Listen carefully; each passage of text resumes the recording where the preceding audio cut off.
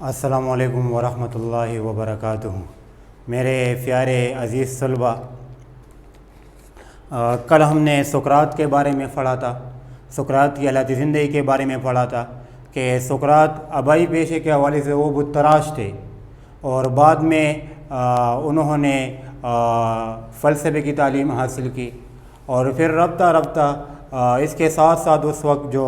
قانون کا تقاضا تھا کہ ہر نوجوان فوج کی تربیت حاصل کریں گے، تو سقراط نے اس میں بھی بہادری دکھائی، اور بت تراشی میں بھی ان کو خاص عبور حاصل تھا، اور آخر میں وہ پھر فلسفے کی طرف متوجہ ہوئے۔ تو جتنے بھی نوجوان طلباء تھے تو وہ ان سے مستفید ہو رہے تھے، تو بعض ایسے حاسد بھی تھے کہ وہ یہ بات برداشت نہیں کرتے تھے، تو اس سے انہوں نے اس پر یہ الزام لگایا کہ یہ نوجوانوں کے اخلاق خراب کر رہے ہیں، والدین سے انحراف کرنے کی تعلیم دیتے ہیں۔ تو اس وقت کے بعد چیوک نے اس پر یہ الزام لگا لیا کہ یہ نوجوانوں کے اخلاق خراب کر رہے ہیں، والدین کے نافرمانی کی تعلیم دیتے ہیں، تو اسی بنا پر اسے مجرم ٹھہرایا اور بعد میں اسے زہر کا پیالہ دیا گیا۔ اور اس کے بعد آج جو ہم پڑھیں گے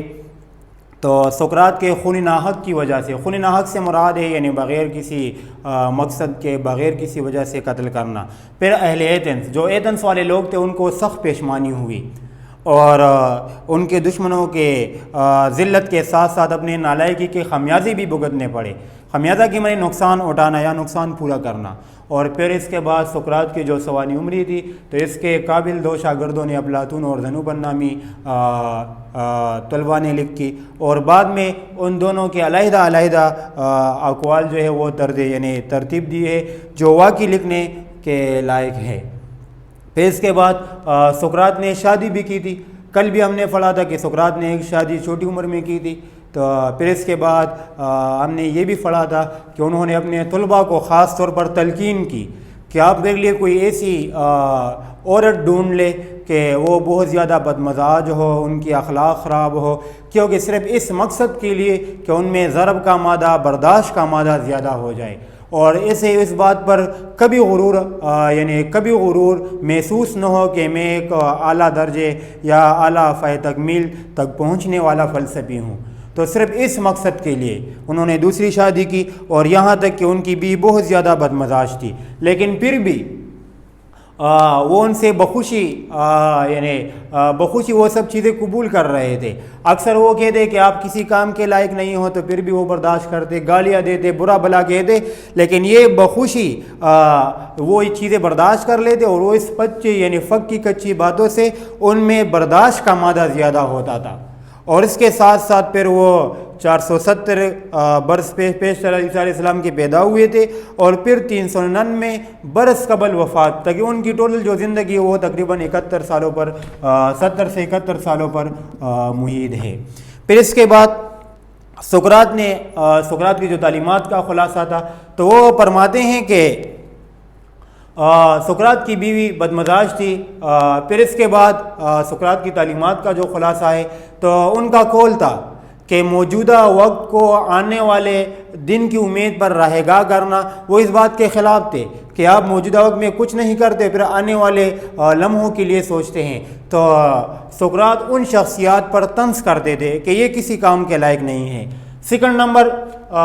فورتھ نمبر پس انداز کرنا یا جمع کرنا، وہ اس چیز کے خلاف تھے کہ لوگ پراپرٹی جمع کرتے ہیں یا علم بھی جمع کرتے ہیں لیکن دوسروں کو کنورٹ نہیں کرتے، تو سقراط ان چیز کے خلاف تھے، بلکہ وہ یہ کہتے تھے کہ یہ فضول کام ہے۔ اکتسابی علم یعنی ذاتی طور پر علم حاصل کرنا، اگر کوئی بندہ ذاتی طور پر علم حاصل کرنا چاہتے ہیں تو سقراط ان کے بارے میں کہتے تھے کہ ان کے لیے کوئی وقت کی کوئی قید نہیں ہے۔ مثلا اگر آپ کہہ دیں کہ میں 60 سال کا ہوں تو میں اب علم حاصل تو کیا کروں گا، وہ اس باتوں کے خلاف تھے۔ وہ کہتے تھے کہ اکتسابی علم کے لیے ہر وقت علم حاصل کرنے کے لیے عمر کی یا وقت کی کوئی قید نہیں ہے۔ اس کے بعد کتبین ایک عیش ہے، وہ فرماتے کہ جو لوگ کتابیں پڑھتے ہیں یا لائبریری میں زیادہ وقت گزارتے ہیں یا کتابیں پڑھنا ان کی زندگی کا محبوب مشغلہ ہے، کیونکہ کتاب کے بارے میں اکثر ایک مشہور قول بھی ہے کہ کتاب ایک ایسا ساتھی ہے کہ یہ کبھی بھی آپ کو اکیلا نہیں چھوڑیں گے۔ تو وہ کتب بینی ان کی نظر میں ایک عیش ہے۔ یعنی لوگ ان سے فائدہ اٹھاتے ہیں، ہر عمر کے لوگ، چاہے وہ اسٹوڈنٹس ہے، چاہے وہ استاد ہے، چاہے وہ کوئی بڑا آدمی ہے، لیکن ان کی کتب بھی نہیں، ہر بندے کے لیے پڑھنا لازمی چیز ہے۔ اور موجودہ وقت میں ہمیں چاہیے کہ ہم روزانہ جتنے بھی بڑے لوگ ہوتے ہیں، مثلاً اگر ہم یہاں پر بل گیٹس کی بات کر لیں یا وارن بفٹ کی بات کر لیں، یہ تقریباً 2 بندے آج بہت زیادہ یعنی کہ یہ کھرب پتی لوگ ہیں۔ اگر آپ ان کی زندگی اسٹڈی کر لیں تو یہ بھی روزانہ 4 سے 5 گھنٹے تک یہ روزانہ اسٹڈی کرتے ہیں، اور یہ بھی وارن بفٹ بھی تقریباً 5 سے 6 گھنٹے تک روزانہ یہ اسٹڈی کرتے ہیں۔ تو بے شک کتبین ایک عیش ہے ان کی نظر میں، موجودہ وقت میں بھی یا آنے والے وقت میں بھی یہ ایک اہم چیز ہے۔ اور 7 نمبر ان کا قول ہے کہ وہ جاہل کو واجب الرحم سمجھتے ہیں۔ مثلاً اگر کوئی بندہ نالائق ہے یا انہوں نے کچھ نہیں سیکھا ہے، اگر وہ ان کے نظر میں اگر وہ نافرمان ہے، ان کے اخلاق اچھے نہیں ہیں، تو وہ ان کو واجب الرحم وہ سمجھتا ہے کہ یہ رحم کے قابل ہے، کیونکہ جو ان کے استاد تھے تو انہوں نے ان کو یہ نہیں سکھایا ہے کہ یہ برا کام ہے، یہ اچھا کام ہے، بلکہ وہ کہتے ہیں کہ جو کوئی بس سے مراد یہ ہے کہ جو کوئی بندہ کوئی نافرمانی کر لے یا کوئی گناہ کا مرتکب ہو تو وہ فرماتے ہیں کہ آپ انسان سے نفرت بلکہ اس گناہ سے نفرت کر لے اور اسے رحم کے طریقے سے آپ اسے سمجھائیں۔ 8 نمبر وہ فرماتے ہیں کہ وہ لوگ بہترین ہوتے ہیں جو دشمنوں کے ساتھ معزز برتاؤ کرتے ہیں، اچھے طریقے سے پیش آتے ہیں۔ 9 نمبر بلکہ وہ غیبت کرنے والے کو شریف نہیں سمجھتا۔ ویسے بھی اسلام کے حوالے سے غیبت عظیم گناہ ہے، یہاں تک کہ اپنے مردے بھائی کا گوشت کھانا ہے، تو اسلام نے بھی اسے منع کیا ہے، اور سقراط بھی کہتے ہیں کہ غیبت کرنے والا کبھی شریف نہیں ہوتا۔ اس کے بعد بلکہ وہ اس بات کی مخالفت کرتے ہیں کہ لوگ اپنا نام اونچا کرنے کے لیے یا اپنے آپ کو کوئی بڑا آدمی تصور کرنے کے لیے وہ اس جنون کے خلاف ہے، بلکہ وہ اس کو ایک جنون سمجھتا ہے، پاگل پن سمجھتا ہے۔ بے شک آپ عالم ہے، آپ فاضل ہے، آپ عجیب ہے، آپ کسی پن کا ماہر ہے، تو آپ کو چاہیے کہ آپ اور بندوں سے یا صرف اپنی مقبولیت کے لیے نہیں بلکہ آپ جو بھی کچھ کرنا چاہتے ہیں وہ صرف اور صرف اور لوگوں کی بھلائی کے لیے کریں۔ پھر اس کے بعد اگر وہ یہ بھی فرماتے ہیں، آخری پیراگراف میں وہ فرماتے ہیں کہ مجھے اس بات سے کچھ اثر نہیں پڑتا۔ اکثر اگر آپ اپنے عقل کے حوالے سے کسی چیز کو آپ صحیح تصور کرتے ہیں یا غلط تصور کرتے ہیں تو سقراط فرماتے ہیں کہ مجھے اس بات سے کوئی اثر نہیں پڑتا۔ اگر لوگوں کے معیار پر میں پورا نہیں ہوں یا لوگ مجھ سے نفرت کرتے ہیں یا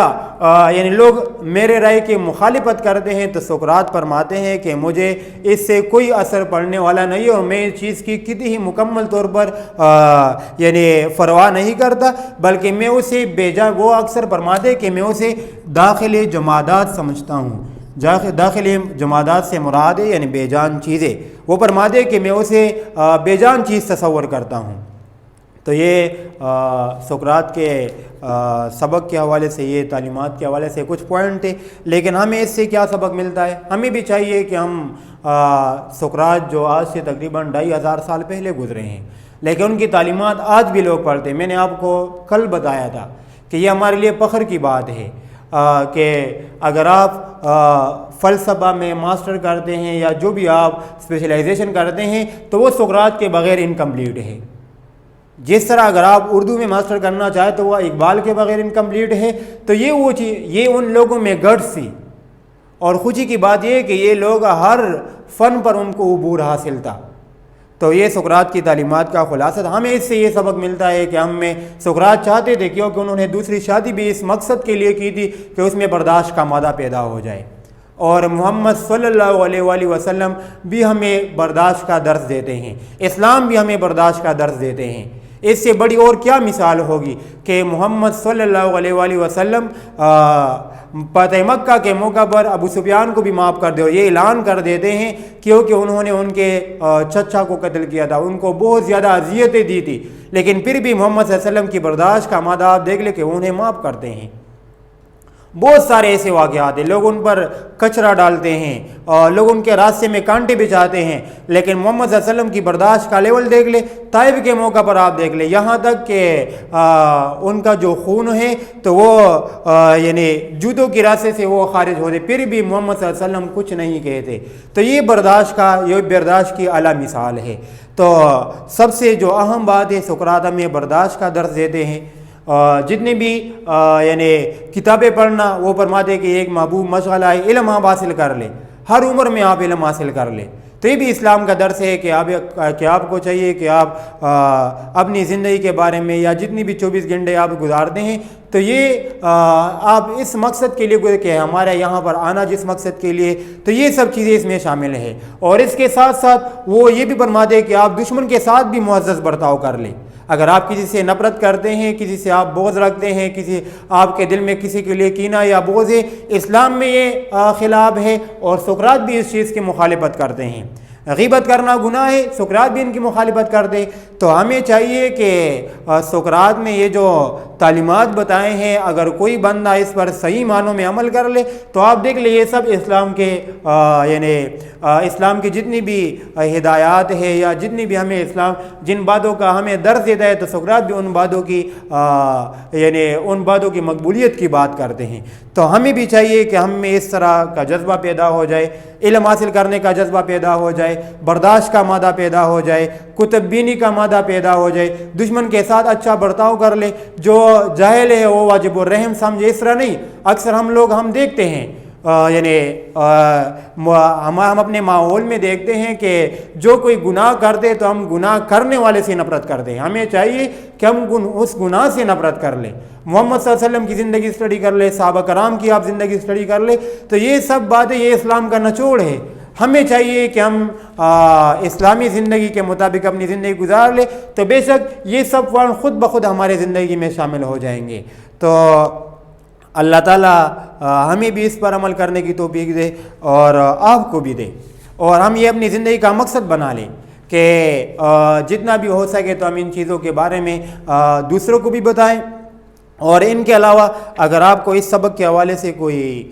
کنسیپچل کویسچن ہو یا کوئی ایسا پوائنٹ کہ ہم نے اس لیکچر میں چھوڑا ہے، یا ویسے بھی اگر آپ کے ذہن میں ہو تو اس سے کوئی ریلیٹیو کویسچن ہو، ریلیٹیو کویسچن ہو، یا اس سبق کے حوالے سے آپ کے ذہن میں جو بھی کویسچن ہو تو بے شک آپ پوچھ لیں، انشاءاللہ آپ کو جواب ضرور ملے گا. اور اس کے علاوہ یہ جو ہم نے پیراگراف پڑھے ہیں تو آپ اس طرح کر لیں کہ